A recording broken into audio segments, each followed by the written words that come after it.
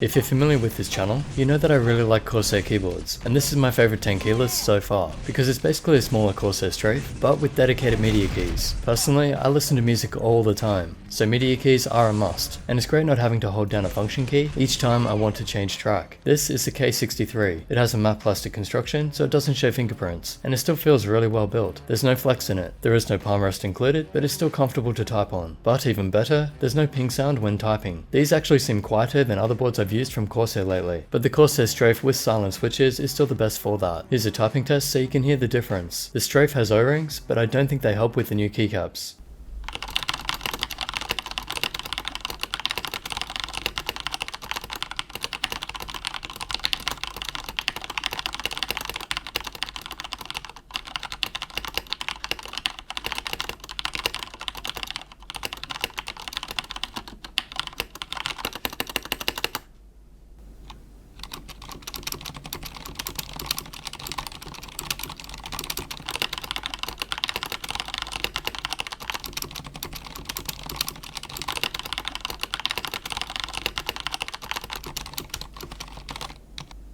And here is the typing test on the K95 Platinum for contrast. I tried putting it on a mousepad too, but there was no difference.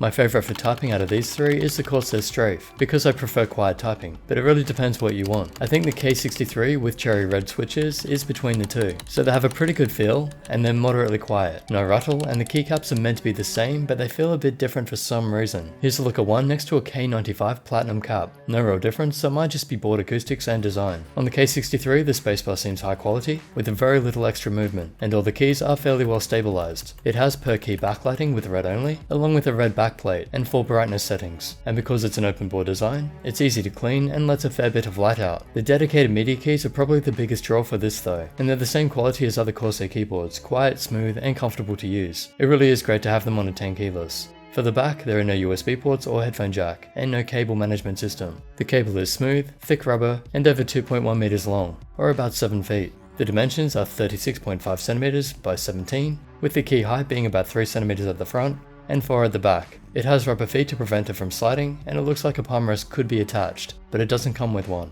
And there are stands on the base, which can raise it by about a centimeter. If you use this on your lap, you'll probably notice it does heat up a bit on the right side. That's fairly normal, although this one seems a bit warmer than others that I've used. There's also 100% anti-ghosting, so no problem pressing in a lot of keys. In the software, I need to add a correction for the other videos. You can record the mouse functions in the macros. You just have to use the checkbox that I completely ignored. I assumed it'd just record them if it was capable, like other software. That's my mistake, as I don't actually use macros. Corsair software is more advanced than others, so I'm not surprised it could actually do it. You also have editing functions for the macros, some advanced settings, and start settings. You can reassign keys to the usual functions, although you won't need media, obviously. It would be nice to have some dedicated custom keys though. Maybe at the top next to the media keys. And in lighting, it's only red, but it gives you the usual presets and the freedom to customize.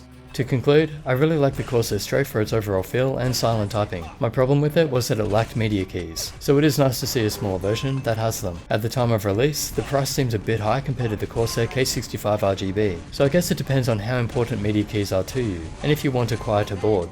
That would be my advice. If you want a fairly quiet tenkeyless with dedicated media keys, and no RGB, then the K63 is a great choice. But if you want a tenkeyless with RGB, an included palm rest, metal backplate, and a USB pass-through, then the K65 is the better choice. They're both really good, it just depends what you want. Hope that helps. Big thanks to Corsair for sending this out for review, and if you'd like to help support the channel, I'll leave the usual links in the description. As always, subscribe, share, and like this video, and I'll catch you in the next.